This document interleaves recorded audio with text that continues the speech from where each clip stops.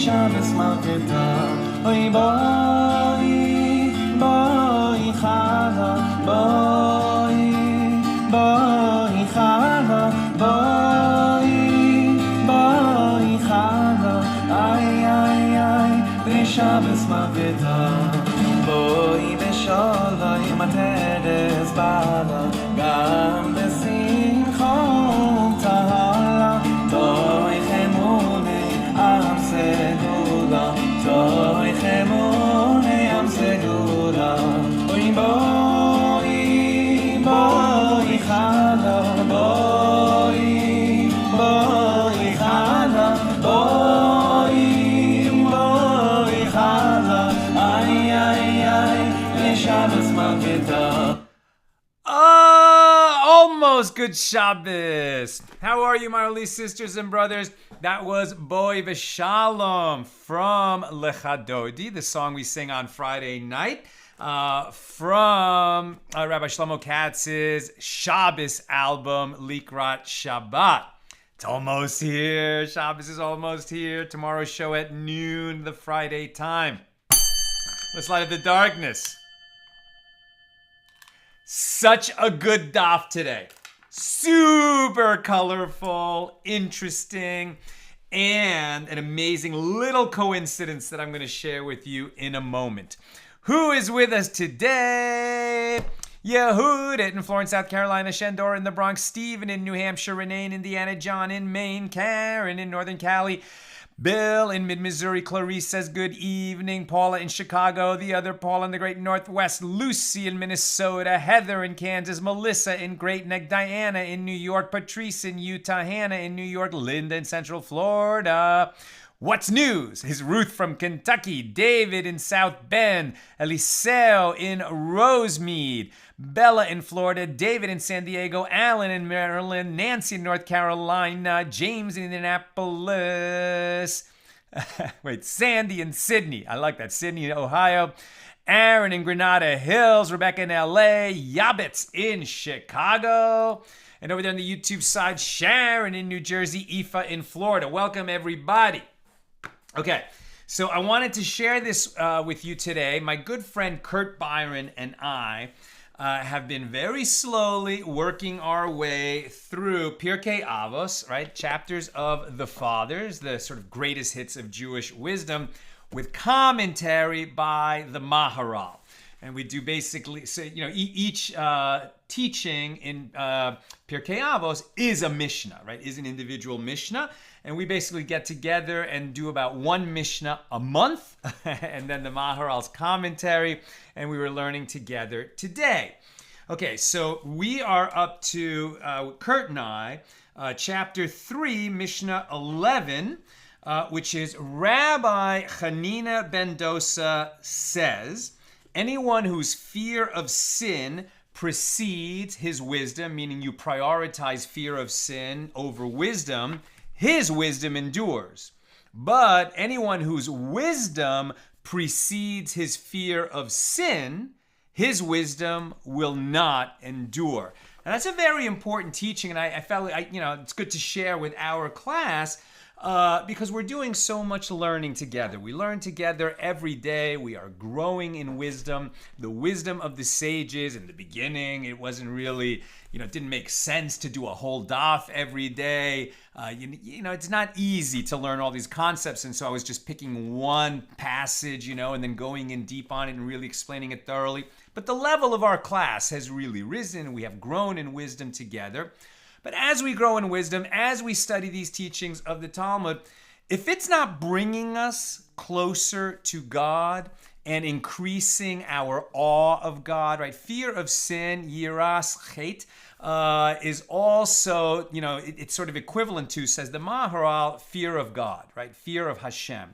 Meaning, right, one should have love of God and fear of God. Love of God is our gratitude, our adoration of the Holy One above who gives us everything. We should really feel that. I always talk, and say, how do you develop love of God? You tell God you love God, right? Say, I love you to God. But we should also always be developing our fear of God, our fear of heaven, meaning that we have trepidation of making transgressions, because we know that we will be rewarded for every mitzvah and every good deed that we do and every kindness that we do, and we will be held accountable for every one of our transgressions, right? So says Rabbi Chanina ben Dosa, if your fear of sin precedes your wisdom, then your wisdom will endure, right? Why is this so important in modern times, right? There's so much knowledge available. Anything you want to look up, you can look it up online. And there's so much cleverness out there. And a person, who does some learning, even a lot of learning, like the story we heard about Elisha ben Abuya in Tractate Chagiga, who became known as Acher, he was tremendous in wisdom, but he went bad, right? He went completely bad. And even helped the Romans persecute the Jewish people. How could he go so wrong? Because his fear of heaven did not precede his wisdom, right? But when, you remember that no matter how much you learn and how beautiful the knowledge is and the teachings, and, it's not just an end in itself to grow in wisdom, right? We are still children of God, and we have obligations that God imposes on us. If we're Jews, 613 commandments that we have to live up to. If a person is not a Jew, the 7 Noahide commandments, which are not simple at all, right? And so we always have to make sure that we're living a righteous life and we don't stray. That's developing, inculcating fear of God. And if we do that, then our wisdom will really inure in us and grow, and it'll be captured in us, as it were, right? Our wisdom will endure. Okay, so I wanted to share that with you. And in fact, the Maharal brings down a teaching that we had in Tractate Shabbos, which is also one worth remembering. On Shabbos 31a, Rava said, at the time when they bring a person in for judgment, right? When you leave this world and come before the heavenly tribunal for judgment upon your entry into the world of souls, they will say to you, did you deal faithfully? Meaning, were you honest in business? Did you set times for the study of Torah? Thank God we can say yes. Every day we meet together to learn Torah. Did you occupy yourself with having children, if that was possible for you? Did you look for salvation? Right? Did you await the coming of Mashiach? Did you engage in depth in the analysis of wisdom? That's what we're doing here. We go deep. And did you understand one thing from another? Right? Did you grow in wisdom? So even if said Rava, even if each one counts, only if the fear of God is his treasure does it count. Right? Fear of God is your treasure.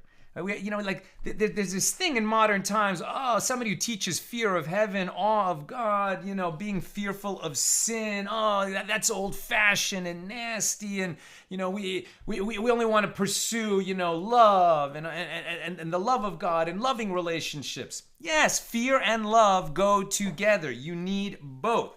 Right? So if a person's fear of God is his treasure, then even having positive answers to all those questions that will be asked, if you have fear of God as a treasure, then all those other things, if you have those positive answers, they'll count for you. But even if you're able to say, I was honest in business, and I studied Torah every day, and I looked toward salvation, etc., but you didn't have a fear of God, then all those things won't be a merit for you. Okay, now that is a beautiful teaching. We could spend a lot more time on it. It's outside the scope of our class today, except that this teaching was from Rabbi Chanina ben Dosa, the great Rabbi Chanina, the son of Dosa. Who was Dosa? Dosa was Rabbi Dosa ben Harkinas, the son of Harkinas. And he is the subject of today's daf. This teaching that we're going to learn today from Dosa ben Harkinas, who was the father of Rabbi Chanina ben Dosa, right? So he taught his son that fear of God must precede wisdom. And it's Chanina ben Dosa, who promulgated that teaching into the world and is recorded for it here in Pirkei Avos, right? So really, he learned tremendous things from his father. This is a sage whose son was a sage and a great sage and one, who really lived a righteous life and is teaching us how to do that. All right, let's get into today's daf and this very, very colorful story that we are going to hear. Okay, so yesterday and the day before, we've been talking about how Beis Hillel and Beis Shammai, the followers of Hillel and the followers of Shammai, the sages and Torah scholars and Torah students from their respective academies, disagreed on this fundamental question that comes up in the law of Yibum, which we're studying here in Tractate Yevamos. Our daf today, by the way, is page 16. So they disagreed on if, for example, a man's daughter marries his brother, right? Which was permissible. An uncle could marry his niece.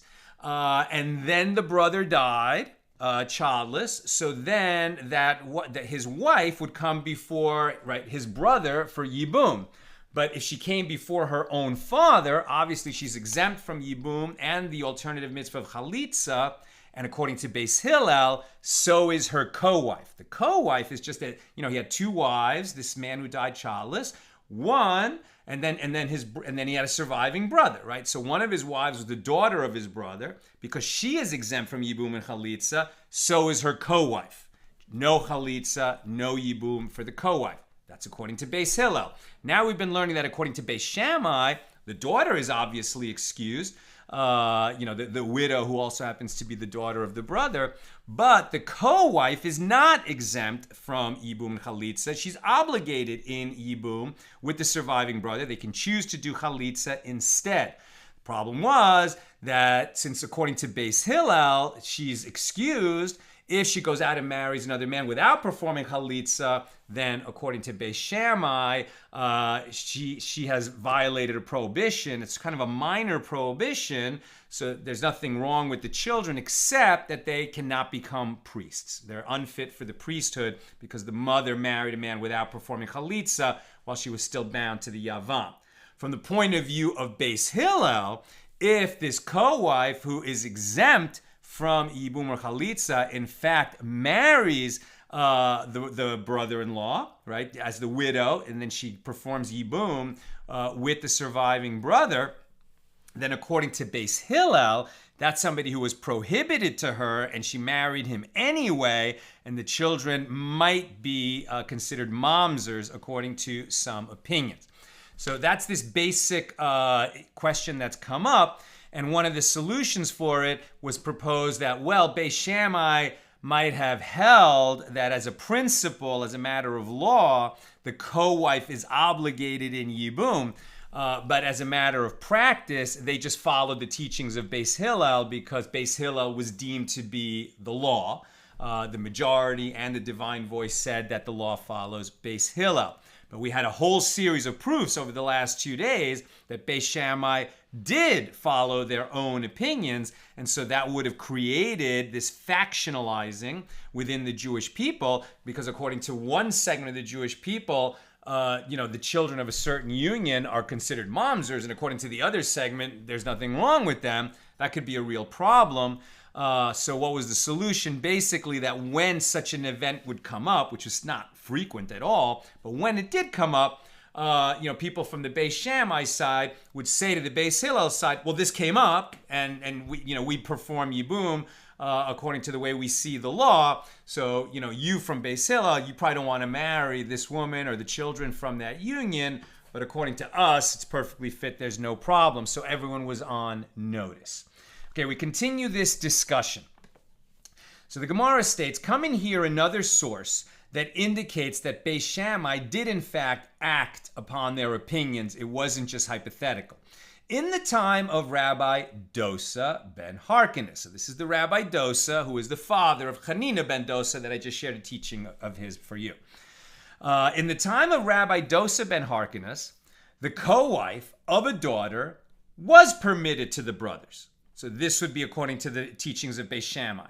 Conclude from this that Beis Shammai did act in accordance with their opinions. The Gemara summarizes these proofs. Indeed, conclude from all these sources that we listed over the last 2 days that Beis Shammai did put their rulings into practice. Now, since this last source is only part of a larger incident, the Gemara cites the matter itself. In the time of Rabbi Dosa ben Harkinas, the sages permitted the co-wife of a daughter to the brothers, right? So in that situation, there might have been multiple brothers, but the one who ended up dying childless married the daughter of one of his brothers.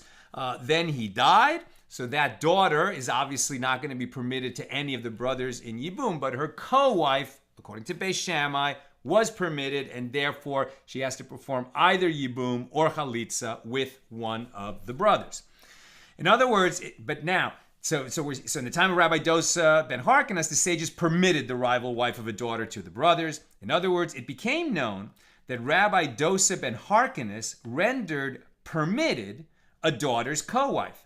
And this matter was difficult in the eyes of the rabbis because he, Rabbi Dosa ben Harkinas, was a great sage.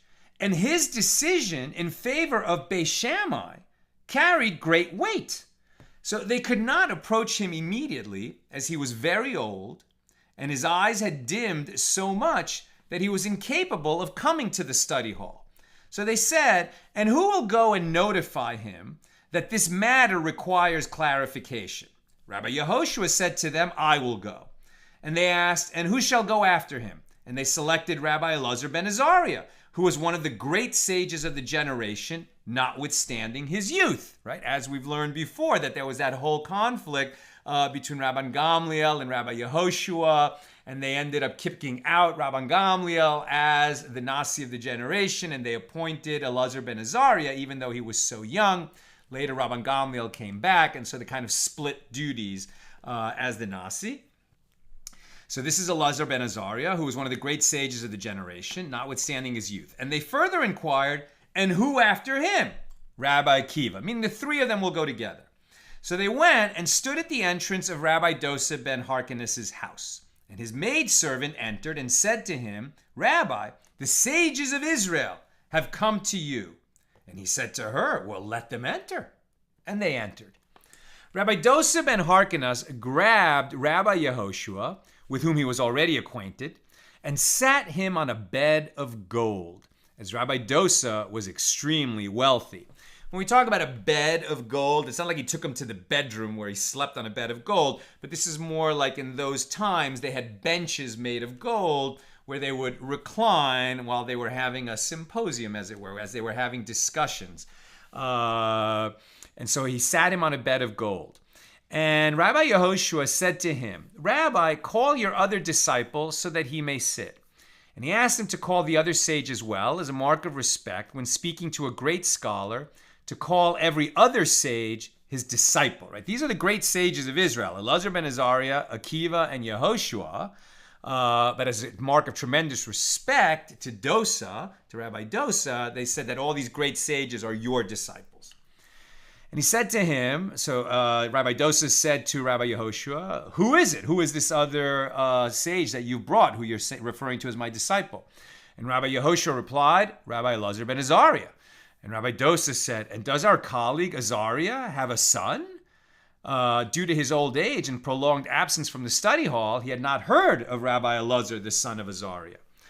Rabbi Dosa ben Harkinas recited this verse about Rabbi Elazar ben Azarya from Psalm 37. I have been young, and now am old, and yet I have not seen the righteous forsaken, nor his seed begging bread. It's actually at the end of the grace that we recite after meals.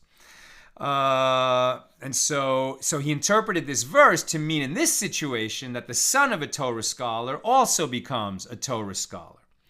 And he grabbed him and he sat him on a bed of gold. And Rabbi Yehoshua said to him, Rabbi, call your other disciple so that he may sit. And he said to him, who is that? And he said, Akiva ben Yosef.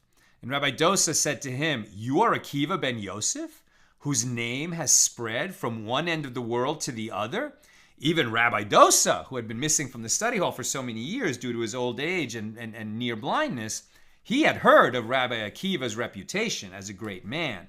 And so Rabbi Dosa said to Rabbi Akiva, sit, my son, sit. and may the likes of you multiply in Israel." Now, out of courtesy, they did not wish to broach the subject immediately. Rather, they began to encircle him with deliberations on different matters of law, until they came to the case of the rival wife of a daughter. And they said to him, "What is the law with regard to the rival wife or the co-wife of a daughter?" And he said, "That is a matter of dispute between Beis Shammai and Beis Hillel." And they asked him, "Well, according to whose statement is the law?" Okay, it's a dispute between Beis Hillel and Beis Shammai, but whose law do we follow? And he said to them, "The halacha, the law, is in accordance with the opinion of Beis Hillel." And they said to him, "But didn't they say in your name that the law is in accordance with the opinion of Beis Shammai?" He said to them, "Did you hear that Dosa ben Harkinas issued this ruling? Or did you hear that it was stated by ben Harkinas, just the son of Harkinas?" And they said to him, "On your life, Rabbi, we heard simply ben Harkinas." He said to them, "If so, it is no wonder, as I have a younger brother who is the firstborn of the Satan," the firstborn of Satan, i.e., he is extremely sharp and brazen as a demon, and his name is Yonasan, and he is among the disciples of Shammai, and it is he who issued this ruling. Now, it's important to mention here, I've said it many times, and I'll remind everyone, that in Talmudic literature and in Judaism generally, Satan, does not have the same, description and attributes as normally are mentioned, in the greater sort of secular culture around us and in other religions, right? Satan is not some kind of ruler of the underworld. Forget that. Satan is an angel who works for God, and his job is to be the prosecutor, right? So that puts him in certain situations where he's not good for us, for the humans, because he will come before God and say, look at these humans, and especially look at these Jews. They're not following the law. They're not doing what they're supposed to do. You should punish them. So he is an adversary of the Jewish people in that sense, but he's doing his job, right? And sometimes in order to do his job, he will try to entrap the humans, right? And then he will put temptation before us in order to prove that we are not worthy of God's love and God's blessing. So he is, in a sense, an adversary, even sometimes an enemy, but not because he's some kind of evil incarnate. It's because he's doing his job, right? In a court of law, the prosecutors and the defense attorney are both doing their job, right? They're adversaries of each other, but neither one of them is evil. They're just doing their job. And that's the sense of Satan, right? So Satan is actually one of God's close angels, right? And in the book of Job, you see that Satan, sets up and is having a conversation with God. He's a servant of God, but he's saying, like this man Job, who you think is so righteous, he wouldn't be so righteous if you took away all his blessings. And God said, well, test it. Let's see. So in that sense, Satan really brought a lot of harm into Job's life, and Job passed the test. So when Dosa ben Harkinas is talking about his brother Yonasan ben Harkinas, and that he's the firstborn of Satan, he's not saying that my brother is evil, okay? He's saying that my brother is problematic. He's very clever, and he causes tremendous dissension and problems because he's promulgating this ruling of Beis Shammai as if it's the law for everybody, and that does create problems. So definitely Dosa had a problem with his brother, but at the same time that he's criticizing him by calling him the son of Satan, it's not saying that he's evil and you should go, find a way to imprison or execute him. He's just saying that he's very sharp and he's misapplying his gift. But he respects him as a sage. And it's interesting that the teaching that we had from Chanina ben Dosa is one whose fear of God precedes his wisdom will endure. Right? And it might have been a commentary that Chanina learned from his father, Dosa, who would have applied it to his brother, Yonasan, right, Chanina's uncle, who was extremely sharp. All the students of Shammai were very sharp, very clever. But if their fear of God was not more important to them than their cleverness and, winning arguments and submitting 1,000 proofs that they're right, then they could really lead to trouble, right? And we see that even today, that some people think that being super smart automatically means you're going to be virtuous, and we know better. There are very, very smart people in the world who go down the wrong path and end up doing terrible, evil things. Okay, so now let's continue the story. So Rabbi Dosa ben Harkinas added, "And beware that he, my brother Yonasan, not batter you with laws in this matter, as he has with him 300 proofs with regard to the co-wife of a daughter that she is permitted, like Beis Shammai teach. However, you need not worry about the issue itself, as I call witnesses before me, the heaven and the earth, that on this very mortar, right, this mortar that's like a piece of furniture in his house, which was preserved in my house due to its historical importance, Haggai the prophet sat. And I have a tradition that he said 3 matters of law. First, the rival wife of a daughter is forbidden. The co-wife of a daughter is forbidden, like the teaching of Beis Hillel. She is exempt from Yibum and Chalitza. And if a brother-in-law marries the co-wife of his daughter, both of whom were married to the brother that died, then that is a prohibited marriage, and the children that result of it, would be illegitimate. Second, so he had 3 matters that Haggai the prophet said on a mortar that was in his house, in Rabbi Dosa's house. Second, that the legal rulings for the territories of Ammon and Moab in Transjordan, although similar to those of the land of Israel, are not the same, as their residents tithe the poor man's tithe in the sabbatical year. Normally you don't tithe the poor man's tithe in the sabbatical year. The total abandonment of fields in the 7th year does not apply in Ammon and Moab, which is on the east side of the River Jordan, and they are not part of the land of Israel. Instead, in those areas, if Jews live there, one must bring the poor man's tithe to the paupers of Israel, as there are no tithes in the land of Israel in the 7th year of the Shemitah cycle. And lastly, Haggai testified, and one accepts converts from the Karduyin and the Tarmodim without concern that there might be Jews mingled among them, which could render them mamzers and prohibited from entering the community. And we'll explain these 3 rulings. The point of the story that, Dosa is saying, is on this very, piece of furniture called a mortar, that Haggai the prophet once issued these 3 rulings way, way back. I mean, the prophets were hundreds of years before the sages that we're talking about here. But that ruling had existed for a long time, and that is the law, no matter what Beis Shammai think, that the co-wife of a daughter is prohibited in Yibum, as well as there's this tithing issue in the lands across the Jordan, and that converts from 2 specific places are accepted among the Jews. So the sage taught, when Yehoshua, Elazar ben Azarya, and Akiva entered to speak to Dosa ben Harkinas, when they entered, they all entered through one entrance. When they left through 3 entrances, in an effort to try to find Rabbi Dosa's brother, who as a sage was causing problems, factionalizing in Israel, by saying that the law is according to Beis Shammai and that the co-wife of a daughter is permitted, which is not the law, and he shouldn't have been doing that. So now they're looking for Dosa's brother Yonasan. Rabbi Akiva found him. Yonasan ben Harkinas raised against Akiva, all his legal objections to the opinion of Beis Hillel, and Rabbi Akiva withstood him, i.e. Rabbi Akiva was such a gifted sage that he was able to counter all these legal arguments and proofs that Yonasan ben Harkinas was giving, and Akiva withstood them. Now Yonasan ben Harkinas grew angry, and he said to him, "You are Akiva ben Yosef, whose name has spread from one end of the world to the other? Well, be happy that you have merited a great name, and yet you have not reached the level of cattle herders."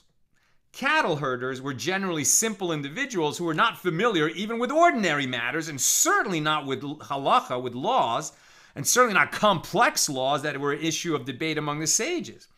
Well, Rabbi Akiva said to Yonasan ben Harkinas with characteristic modesty, "And I have not even reached the level of shepherds, who are considered even worse than cattle herders, as they are unfit for giving testimony." Now, Akiva had been a cattle herder and a shepherd in his youth when he couldn't even read, and before he started learning at the age of 40 and ended up being the great Rabbi Akiva, one of the greatest sages of all time, right? So Yonasan ben Harkinas is showing that he's not really such a righteous individual, right? His fear of heaven, his fear of sin, did not precede his wisdom. He prioritized his own wisdom above all else. And so even though he was able to argue very sharply, you can see from his behavior that he wasn't handling himself like a righteous person and a proper sage who would remind Akiva, of the ignorance of his youth.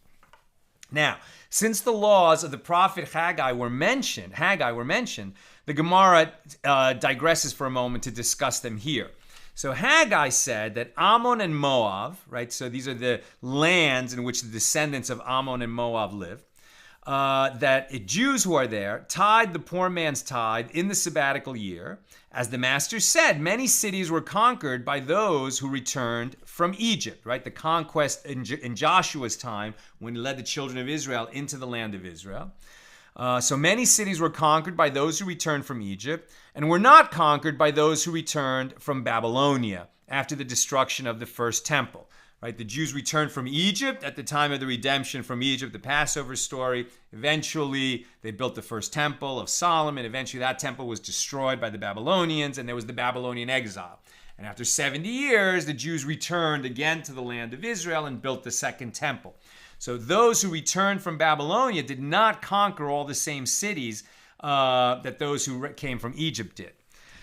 So we're not conquered by those who returned from Babylonia after the destruction of the first temple. And the initial consecration of the land of Israel by those who returned from Egypt sanctified it for its time, but did not sanctify it forever, as the future sanctification of the land of Israel depended on the renewed conquest of the land by the Jewish people. And those who returned from Babylonia left those places aside and did not consider them part of the land of Israel, even after Jewish settlement was renewed there. They would plow and harvest in these places, even in the sabbatical year, right? In the 7th year, you don't plow, you don't plant those farms, you leave them fallow. But since these lands were considered outside the land of Israel proper, they did farm them in the 7th year, and then they tithed the poor man's tithe in those lands so that there would be to give the paupers in Israel so people would have to eat. So that the poor of Eretz Yisrael who did not have sufficient income from the previous years could rely upon that poor man tithe from outside of Israel.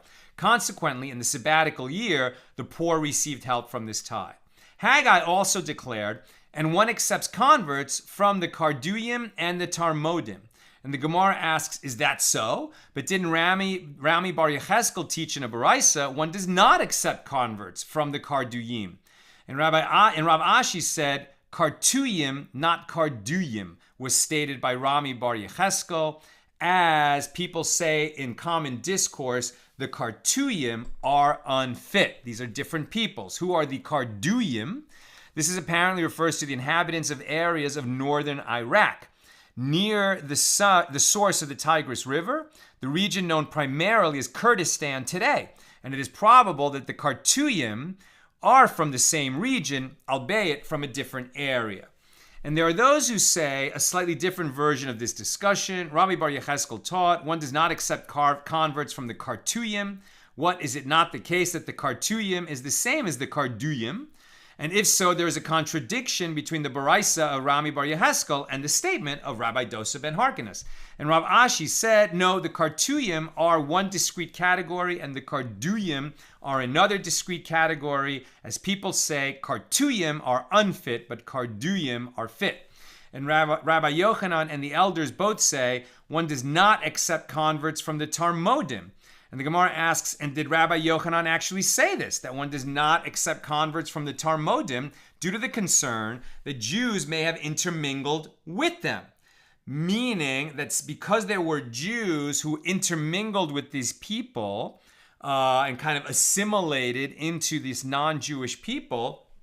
So then it might be that, mixed in with them were Jews who, performed adultery and had kids, didn't even know they were Jewish or knew they were Jewish and didn't care. And so therefore, some of the offspring in that place are mamzers. And so you wouldn't take them in as converts, because among the converts who joined the Jewish people at that point are mamzers who are not allowed to intermarry with... Mamzers are Jews who are born of an illegitimate union, usually a Jewish woman who was married, cheated on her husband with another Jew, and that child is a mamzer. But according to some opinions, which are not law, but which are being cited here, if this Jewish woman had children with a Gentile, those children might be mamzers, and it might be a problem when they join the Jewish people. Now, I'll just mention that opinion was overruled. Right? What is the law? One accepts converts. Nowadays, today, in modern times, converts are accepted from all places without concern that Jews may have intermingled with them or that they might be unfit by Torah law, as all the nations have mixed with each other. So this is not a concern today, but they're just talking about it back then, that some people didn't accept converts from those areas, and Dosa ben Harkinas says, well, we do accept converts from these two particular areas. But didn't we learn in a Mishna? So Rabbi Yochanan and the elders both say one does not accept converts from the Tarmodim. And the Gemara asks, and did Rabbi Yochanan actually say this, that one does not accept converts from the Tarmodim, due to a concern that Jews may have intermingled with them? But didn't we learn in a Mishnah? All clothing with stains of blood that might be from a menstruating woman and that come from the city on the border of the land of Israel called Rechem are ritually pure, as it can be assumed that they belong to Gentiles. And the blood of a menstruating Gentile woman is not ritually impure. Only the blood of a menstruating Jewish woman is impure. And by the way, everything is considered impure today. There is no longer these laws of Tum and Tahara, as we've discussed many times. But back then, when the temple was standing, or when they're just trying to understand the law, it's the blood of a menstruating Jewish woman that would create Tuma, but non-Jews do not create Tuma. And Rabbi Yehuda deems it ritually impure, tameh, ritually impure, because those residents of that place are converts and they are in error. In other words, some of the inhabitants of Rechem assimilated and no longer observe the laws of the Torah, and therefore one must be wary lest the stains are in fact from a Jewish menstruating woman. Stains that come from among the Gentiles, however, are ritually pure. They don't create tumah. They don't create ritual impurity. And we discussed the following problem. We're on 16b. The Tana, the rabbi of the Mishnah, concluded and taught all stains from among the Gentiles are pure, from which it may be inferred, and even from Tarmod. And this indicates that in all places inhabited by Gentiles, there is no need to be concerned about stains. Even if they do come from a menstruating woman, there's no concern. And Rabbi Yochanan said, that is to say, one accepts converts from Tarmod without concern that they might be Jewish, even if they might be mamzers. And this contradicts the previous opinion attributed to Rabbi Yochanan that converts from the Tarmodim are not accepted. And if you would say that Rabbi Yochanan specifically emphasized, that is to say, he meant that his conclusion may be logically inferred from the Mishnah, and yet he himself does not hold by this opinion, but didn't Rabbi Yochanan state a principle that the law is in accordance with the ruling of an unattributed Mishnah? If there's a Mishnah without attribution, it means it was a majority ruling, and that is the law, as is the case here. And the Gemara answers, they are Amoraim, right, sages of the Gemara, later than the sages of the Mishnah, and they disagree in accordance with the opinion of Rabbi Yochanan. Some sages said in Rabbi Yochanan's name that the Tarmodim are unfit, while others maintain that they are fit. And the Gemara asks, and what is the reason that the sages do not accept converts from Tarmod? And Rabbi Yochanan and the elders disagree about this matter. And although they concur that converts from Tarmod are not accepted, they disagree with regard to the reason. One of them said that it is due to the servants of King Solomon. For Solomon built a city in Tarmod, see 1 Kings 9:18, and his non-Jewish servants, taking advantage of their status and power as representatives of King Solomon, married Jewish women unlawfully, Therefore, it is possible that the inhabitants of Tarmod and their descendants are mamzers. And the other one said that it is due to the daughters of Jerusalem who were taken captive and raped and gave birth to children among the Gentiles. Whereas Tarmod, by the way, Tarmod is more commonly referred to as Tadmor and is located in an oasis in the Syrian desert. Tadmor is an ancient city and was called by this name beginning thousands of years ago. So that's in Syria. And the Gemara comments, granted, according to the one who said that it is due to the servants of Solomon, this is logical, as he holds that in the case of a Gentile or a slave who had intercourse with a Jewish woman, the offspring is a mamzer. That is not the law, just some people held that long ago. Accordingly, as the servants of Solomon were slaves and they engaged in intercourse with Jewish women, their children were considered mamzers. However, according to the one who said that it is due to the daughters of Jerusalem, what is the reason that the concern applied specifically to Tarmod and no other cities? Jewish women were raped, by foreigners in many places. And Rav Yosef and the rabbis disagree with regard to this question, and both stated their opinions in the name of Rabbah bar Chana. And the Gemara elaborates, and I just want to reiterate, if a Gentile, this is the law as it stands today, if a Gentile or a slave had relations with a Jewish woman, whether she is married or single, their offspring is fit, meaning not a mamzer. If she gives birth to a girl, it is prohibited for this girl to marry a priest in accordance with the conclusion of the Gemara. A Gentile who betrothed a Jewish woman nowadays, if a Gentile performs betrothal with a Jewish woman nowadays, his action is meaningless. If, however, a Samaritan performs betrothal with a Jewish woman, she requires a bill of divorce from him. Right? Jewish women are not allowed to marry non-Jewish men. If they do so in some kind of civil ceremony, they're married according to the civil law, etc., and the children are considered Jews, not mamzers. A mamzer is only when a Jewish woman who's married to a Jewish man has an adulterous relationship with another Jewish man, and the children of that union would be considered mamzers, and Jews who are not mamzers are not allowed to marry a mamzer according to law. So the Gemara elaborates. One of them said that 12,000 men and 6,000 archers came from Tarmod, and the other one said that there were 12,000 men, of whom 6,000 were archers. And when the Gentiles entered the sanctuary during the conquest of Jerusalem, they all turned to plunder the silver and the gold they saw there. But the warriors of Tarmod turned to the daughters of Jerusalem. As it is stated, they have ravished the women in Zion. This is Lamentations 5:11, referring to the destruction of the first temple. They have ravished the women in Zion, the maidens in the city of Judah. According to the opinion that children born of relations between Gentiles and Jewish women are mamzers, all the children born to these women are mamzers. That's not the law, but some people held that long ago.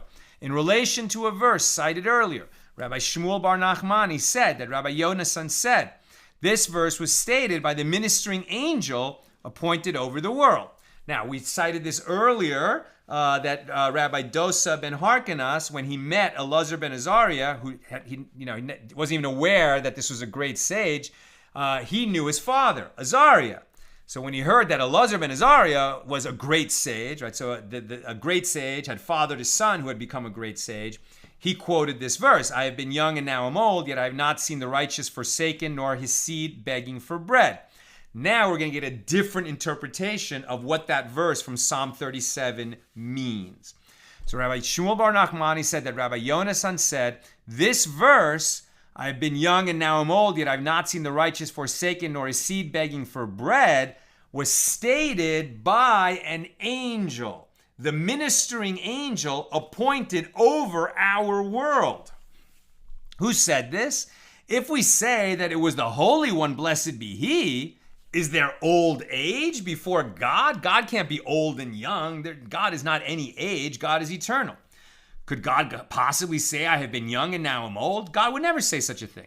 And rather, one could say that David, right, the psalmist, King David, who wrote the Psalms, that David himself said it from his own experience. But was he indeed so old? After all, David died at the age of 70. He wasn't so old. Rather, conclude from this that the ministering angel appointed over the world said it, as he can speak both of youth and old age, and it is he who reported his observations from around the world. And Rabbi Shmuel bar Nachmani further said that Rabbi Yonasan said, what is the meaning of that which is written? The adversary has spread out his hand upon all her treasures, for she has seen that the heathens have entered into her temple, concerning which you commanded that they should not enter into your congregation. That's Jeremiah speaking in the book of Lamentations about the fall of Jerusalem at the time of the destruction of the first temple. And this is referring to Ammon and Moab. How so? When the Gentiles entered the sanctuary, all turned to plunder the silver and the gold. But the soldiers from Ammon and Moab turned to the scrolls of Torah to destroy them. They said, is this a scroll in which it is written, an Ammonite and a Moabite shall not enter into the assembly of the Lord? Well, let it be burnt by fire. So they burnt the Torah scrolls. Now, with regard to the Ammonites, the Gemara cites another verse. The Lord has commanded against Jacob that they who are round about him should be his adversaries. And that's Lamentations 1:17. And Rav said, for an example of this, there is the city of Homanya in relation to the city Pum Nahara, as the descendants of the Ammonites live in Homanya, and they harass the Jews of Pum Nahara. Rav Yehuda said that Rav Asi said, with regard to a Gentile who betrothed a Jewish woman nowadays meaning in the times of the Gemara, so about 1,500 years ago, we are concerned that the betrothal might be valid, despite the fact that a betrothal of a Gentile is meaningless to a Jew, lest he be from the 10 tribes of Israel who intermingled with the Gentiles. The Gemara raises an objection. But there is an important principle in law that any item separated, i.e. not fixed in its place, is presumed to have been separated from the majority. In this case, it can be assumed that any individual who happens to be singled out from among the Jews, from among the Gentiles, belongs to the majority of the Gentiles and has no Jewish roots at all. So there were 10 tribes that were lost of Israel, the northern kingdom, right? And so Jews went out into the world. So it may be that when you're talking to a Gentile, that he's actually a Jew, right? The descendant of Jews. It's only the child of a Jewish woman is considered a Jew, but maybe, a mother's daughter, and eventually that man, so he's actually a Jew, doesn't even know he's a Jew. And so, since a betrothal to a non-Jew, a Jewish woman is betrothed by a non-Jewish man, that act is halakhically meaningless. But what if he actually is a Jew? So should we be concerned about that? And the teaching is, okay, it's such a minority of the non-Jews in the world that it might be an actual descendant of Jews who is a Jew. You don't have to worry about it. So the Gemara responds, Rav Yehuda means that there is a concern only with regard to those who came from the permanent dwelling places of the 10 tribes. As Rabbi Abba bar Kahana said that the verse states about those exiled from Samaria, and he put them in Hala. So this is the northern kingdom, right? After King Solomon, Israel split into 2 kingdoms, the northern kingdom and Judea, right? So the northern kingdom was called Israel, and the southern kingdom was called Judea. Judea, which had Jerusalem in it, lasted. The northern kingdom fell relatively quickly, about 100 years later, and those are the 10 tribes that were exiled out into the lands of the world and called the lost tribes of Israel. So Rabbi Yehuda maintains that there's a concern only with regard to those who came from the permanent dwelling places of those 10 tribes. As Rabbi Abba bar Kahana said that the verse states about those exiled from Samaria, and he put them in Hala and in Habor on the river Gozan and in the cities of the Medes. Rabbi Abba bar Kahana proceeded to identify these places. Hala, this is the place called Chalzon, and Habor, this is Hadyab, the river of Gozan, this is Ginzak, and the cities of the Medes, this is Hamadan and its surroundings. And some say this is Nihar and its surroundings. And the Gemara asks, which are its surroundings? And Shmuel said, Kerach, Mushke, Hidke, and Domakia are the surroundings of Hamadan. And Rabbi Yochanan said all of them are for disqualification. In other words, if someone from one of these places wishes to convert to Judaism, there's concern that he might be a descendant of a Jew and therefore a mamzer. Consequently, they're all disqualified. They cannot become Jews. That is no longer the law. That was only the law long ago. I'm almost done. If you have questions, comments, get them in. We're actually on 17a. Just going to get a little head start on tomorrow's page. Rabbi Yehuda continued his recounting. When I said this law, that there's a concern about the betrothal of Gentiles nowadays, before Shmuel, he said to me, one need not worry about this, as your son from a Jewish woman is called your son, i.e. inherits his lineage from you, and your son from a Gentile woman is not called your son, but rather her son.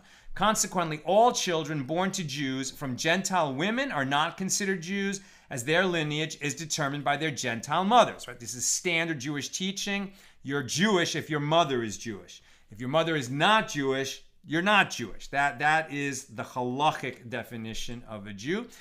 You can convert to Judaism, and then you're a Jew like any other Jew. But if your mom is not Jewish, then you're not born a Jew. And the Gemara asked, aren't there Jewish girls who were captured by Gentiles whose children are considered to be Jews? And Ravina said, learn from this that the son of your daughter from a Gentile is called your son. If so, the descendants of Jewish women captured by Gentiles would indeed be Jews. And the Gemara answers, this is no concern, as it is learned as a tradition that the girls from the 10 tribes of that generation became barren and did not give birth to any offspring, whereas some of the exiled men of the 10 tribes married Gentile women. Consequently, all of the children born there were Gentiles. There are those who say that Rabbi Yehuda actually related the following. When I said this law before Shmuel, he said to me, they did not move from there, the place where they deliberated on this matter, until they rendered all of them, including those who intermingled with the 10 tribes in different locations, full-fledged Gentiles. Consequently, there is no concern that their betrothals might be of any effect. As it is stated, they have dealt treacherously against the Lord, for they have begotten strange children. It's not something you need to worry about. Gentiles from Gentile places are just Gentiles. You don't have to worry that they're hidden Jews. If they can trace their lineage back to a Jewish mother, then they're full-fledged Jews. Okay, that's what we've got today. What a colorful day. What an amazing story that we learned this incident when Rabbis Yehoshua, Elazar ben Azarya, and Akiva went to visit Dosa ben Harkinas to learn about the law of the co-wife of a daughter and with respect to Yibum. And he said the law is according to Beis Hillel, and if you've heard different, it's not the law, but my brother, Yonasan ben Harkinas, is a troublemaker. And they had to go and, establish clearly that this guy was promulgating a false law in Israel, a false ruling. Ifa says, King Solomon, the wisest man ever, fell to allowing idol worship. Wisdom is clearly not enough, based on this teaching that I said before of Dosa's father, right? From his son, Chanina, the son of Dosa, who taught, if your fear of God precedes your wisdom will endure. If your wisdom precedes your fear of God, your wisdom will not endure. It's exactly right, Ifa, and we see that in Solomon, the wisest man who ever lived, but in the end, his wisdom did not endure. Why? Because he brought in these women among his many wives who were idolaters, and then he let them have their way, and terrible stuff ensued toward the end of his life. And what was the result? His son, who became the king after him, was a disaster, right? It was such a bad king that the kingdom of Israel split in two, and it was never the same. Sharon, it's interesting that in Torah we are commanded to respect our parents and to fear them. And here we're learning that we are to love God and to fear God. Fascinating that we are to fear both, but we are to love God and respect parents. Isn't that interesting? We are commanded to love God. We're not commanded to love our parents. We're commanded to respect our parents. Our parents are human, and our parents make mistakes. So difficult to command that love and to obey that commandment. You can obey your parents and respect your parents. And that is in the 10 Commandments, and we must do it. But that commandment to love God, that's within all our power because God doesn't make mistakes. Bill, I'll say the Noahide laws aren't simple, since they include both injunctions to worship the one God and establish laws and justice. That means that if you happen to come from a religious tradition that worships God, God expects you to keep that tradition's rules. There you go. Bill, people who focus on loving God but not fearing, says, we call that moral therapeutic deism, a religion that has no awe of the divine, only the good vibes parts, It's a bit like a diet of soda pop and Skittles. Sure, you can survive on it, but what kind of life will you have? Bill, beautiful. Beautiful way to put it. And finally, Sharon, the dying scene of King David was my daughter's Haftorah, Parshas Chayesara. King David is described as old and quite feeble at that point, not 120 like Moses, but aged just like the same. So it's interesting that they offered as a proof that it's not really King David talking when he says, I have been young and I have been old, but I've never seen the righteous man forsaken, nor his son begging for bread. Another beautiful teaching about that, because, right, we do see righteous people suffering in the world. We see very good people, who are reduced to poverty. So how can we say this doesn't exist? And the beautiful teaching of that is, I have never seen a righteous person, begging for bread and walked past him, right? I give him from my bread. I give him tzedakah. I give him charity so that he should have what to eat. Beautiful teaching there. Okay, my friends, what a colorful day we had. With God's help, we'll be together again tomorrow at the regular Friday time, noon Pacific, for page 17 here in Tractate Yevamos. All the best.